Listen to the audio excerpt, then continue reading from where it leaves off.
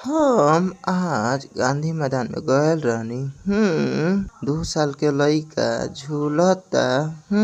विराट कोहली के बेटा अकेले दौड़ता। गोल गोल घूमता। चल देलक लग्जरी कार में। जलपरी काला कैसे हो गईल? तो बता, मेरे से प्यार करती कि नहीं करती? हमर दोस्त के काला जलपरी साथे साथे घूमता।